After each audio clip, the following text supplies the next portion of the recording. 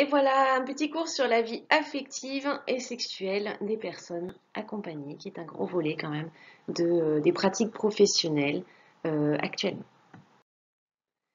Alors avant de passer dans le vif du sujet, un petit préambule. Nous sommes tous différents, ça pour le coup vous avez déjà bien compris, mais avoir envie d'aimer et d'être aimé sont un droit et un besoin pour tous. La vie affective et sexuelle, autrement dit la VAS, est un sujet vraiment de plus en plus développé dans les institutions pour rentrer dans les clous, hein. Si c'est un droit, un besoin, une envie de pouvoir aimer et d'être aimé, eh bien il faut être capable d'accompagner ces personnes, donc de se poser des questions dans les institutions. La vie affective et sexuelle s'élargit, elle prend aussi la vie amicale en ligne de compte. Bien évidemment, tout ce qui va concerner ce sujet est très en lien aussi avec l'éthique et la déontologie du secteur du social et du médico-social. Alors, il existe un plan national de la santé sexuelle en France, hein, qui est paru en 2017 et qui court jusqu'en 2030 et qui fait tout un tas de recommandations. Il est en libre accès sur Google. Je vous ai mis la petite page de couverture pour que vous le retrouviez plus facilement, mais vous pouvez tout à fait aller le lire librement. Donc c'est un plan où à l'intérieur on donne surtout des recommandations aux institutions, aux associations et aux professionnels du secteur. Alors ce plan national, les plus gros points que j'ai pu en retirer, c'est de permettre à l'ensemble de la population de prendre des décisions éclairées et responsables quant à sa santé sexuelle, mais aussi par rapport à toutes les informations autour de la santé sexuelle, toute l'éducation et la communication à cette santé sexuelle. Ce plan aussi euh, essaie de favoriser une communication, c'est-à-dire apprendre à communiquer de façon efficace et avec empathie et surtout sans jugement sur les sujets liés à la vie affective et sexuelle des personnes concernées. Ce plan, il cherche aussi à adapter les conseils et la prise en charge des usagers. Il va essayer de favoriser les espaces d'intimité dans les institutions.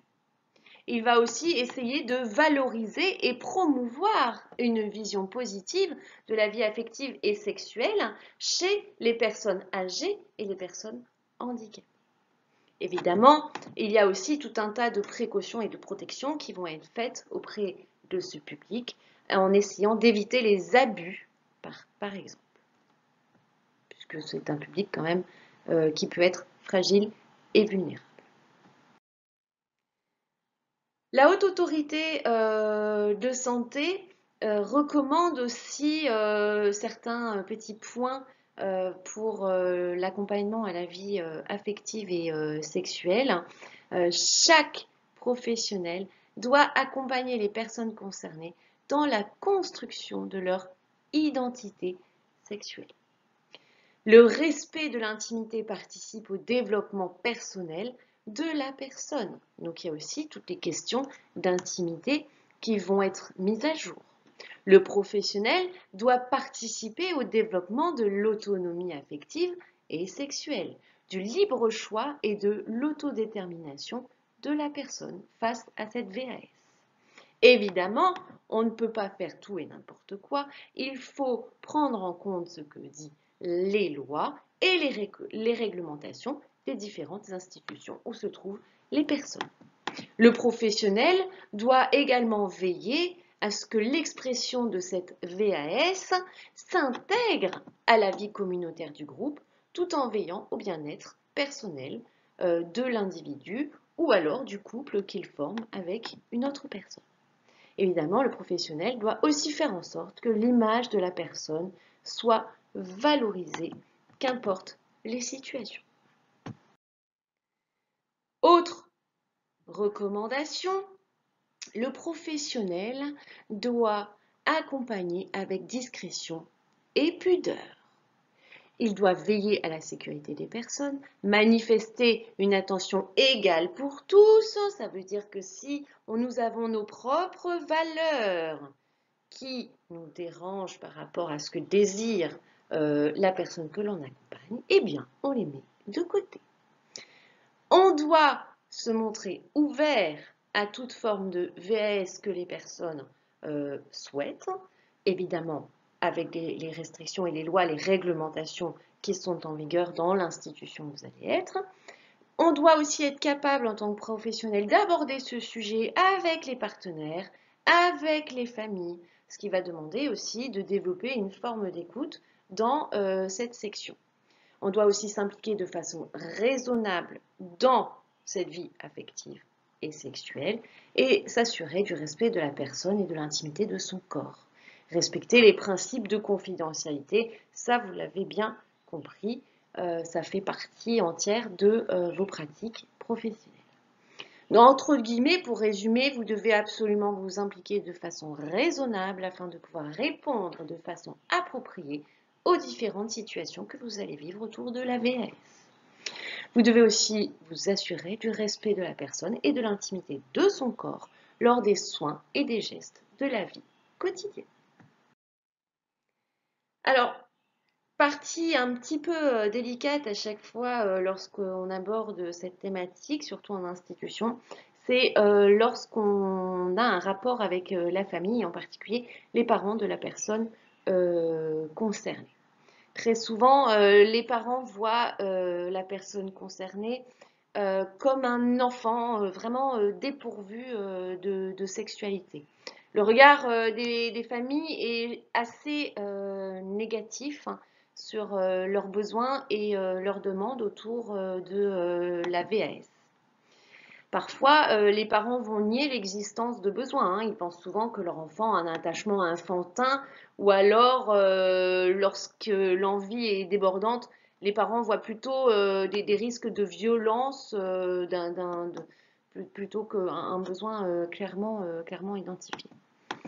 Dans ces cas-là, lorsqu'on aborde ces sujets avec des parents qui peuvent être un petit peu réticents à cette vie affective et sexuelle de leurs proches, eh bien, les relations que le professionnel et l'institution peuvent avoir avec eux, malheureusement, peuvent être conflictuelles, absentes ou alors complètement sans implication de la famille.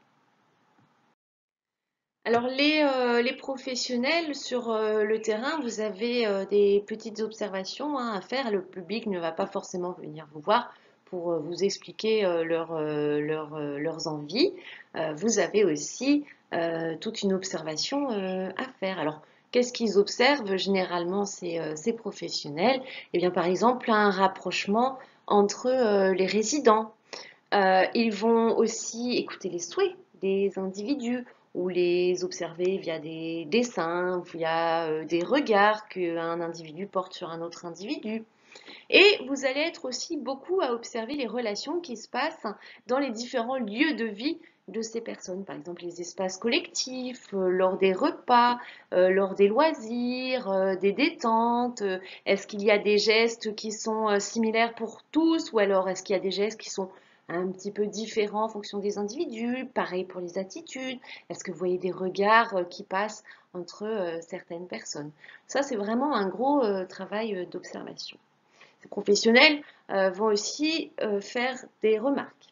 Ils vont remarquer, par exemple, les manifestations du corps, comme les érections ou les masturbations, qu'elles concernent les hommes comme les femmes. Hein.